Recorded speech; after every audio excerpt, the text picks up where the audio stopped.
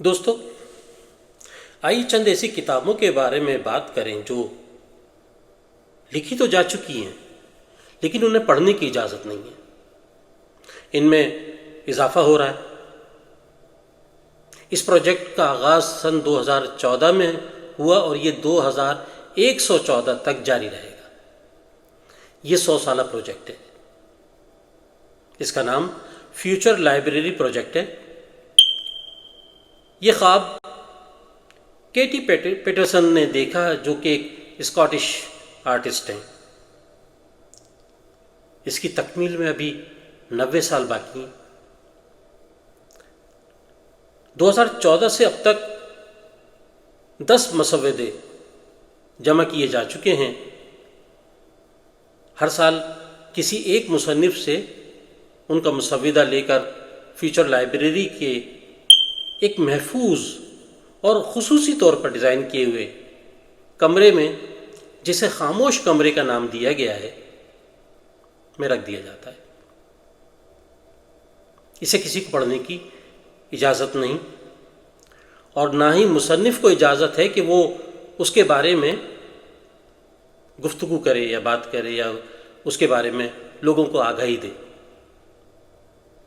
اس مقصد کے لیے اوسلو کے قریبی جنگلات کے ایک مخصوص حصے میں 1000 درخت لگائے گئے ہیں، جن کی آبیاری کی جا رہی ہے۔ 2114 میں 100 سال اور 100 مسودے مکمل ہونے پر ان درختوں کو کاٹا جائے گا، ان سے لکڑی حاصل کی جائے گی اور اس سے کاغذ تیار کیا جائے گا، اور اس کاغذ پر یہ تمام کتابیں شائع ہوں گی۔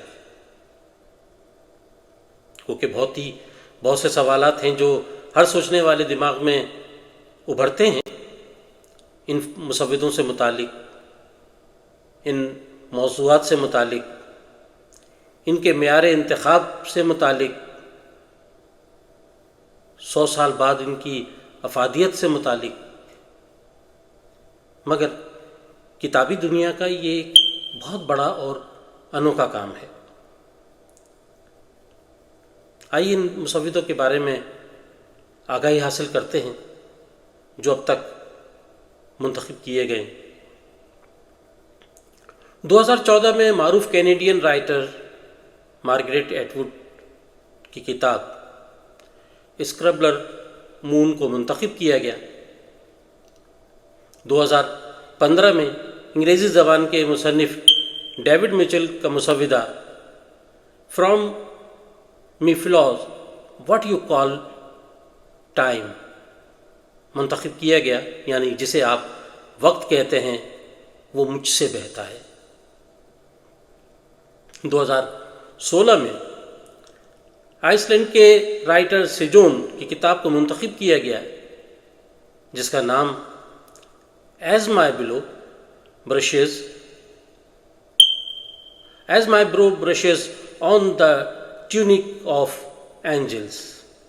2017 میں ایلف شفق، جن کا تعلق ترکیہ سے ہے، کی کتاب دا لاسٹ ٹیبو کو منتخب کیا گیا۔ 2018 میں ساؤتھ کوریا کی مصنفہ ہان کینگ کے مسودے ڈیئر سن مائی بیلوڈ کا انتخاب ہوا۔ 2019 میں کاریو ناشکارڈ کی بلائنڈ بوکن، ان کا تعلق ناروے سے ہے۔ 2020 میں اوشین وونگ کی کنگ فلپ کا مسودہ رکھا گیا، وہ ویتنامی امریکن ہیں۔ 2021 میں زمبابوے کی مصنفہ ٹرسٹی ڈینگریگم کا مسودہ نارینی اینڈ ہر ڈنکی کا انتخاب ہوا۔ 2024 میں جرمن رائٹر جوڈی شارسکی کے مسودے فلف اینڈ اسپرنٹرس رکھا گیا۔ 2023 میں میکسیکن رائٹر ولیریا لوسل کے مسودے دا فورس آف ریزونینس کا انتخاب ہوا۔ 2024 میں امریکن رائٹر ٹامی اورنج کی کتاب کو منتخب کیا گیا، جس کا نام کا اعلان اس سال کیا جائے گا۔ اس پروجیکٹ کے ممبران کی تعداد میں ہر سال اضافہ ہو رہا ہے۔ ہر سال مئی کے مہینے میں، یعنی اسی مہینے میں، اوسلو ناروے میں لوگ اکٹھے ہوتے ہیں،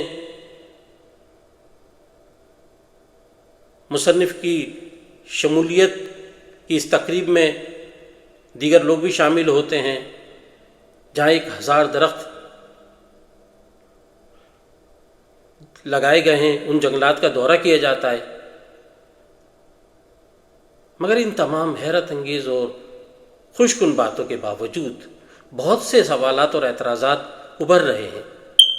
پروجیکٹ کے خالق ٹی پیٹرسن کو تنقید کا سامنا بھی کرنا پڑتا ہے۔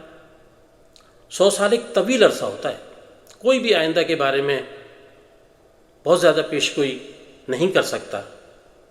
کسی بھی لکھنے والے کی تحریروں کے بارے میں یہ نہیں کہا جا سکتا کہ اس نے کچھ غیر معمولی لکھا ہے جب تک کہ اسے قاری نہ میسر آ جائے، اور اس پروجیکٹ میں تو قاری کو 100 سال تک کے لیے منحی کر دیا گیا۔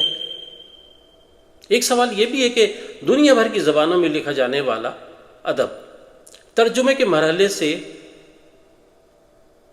تبھی گزرتا ہے جب قاری اسے قبولیت عطا کرتے ہیں، تو پھر دنیا بھر کی مختلف زبانوں میں لکھی جانے والی اچھی تحریریں اس پروجیکٹ کا حصہ بننے سے شاید محروم رہ جائیں گی۔ یہاں مصنفین کے انتخاب اور فیصلہ کرنے کی ثوابدید پر بھی سوال اٹھائے جا رہے ہیں۔ مگر ان تمام باتوں کے باوجود اس انوکھے، منفرد اور صبر آزما پروجیکٹ کی تعریف تو کی جانی چاہیے، جسے ہم میں سے بیشتر اپنی زندگی میں مکمل ہوتا ہوا شاید نہ دیکھ سکیں گے۔ بہت بہت شکریہ۔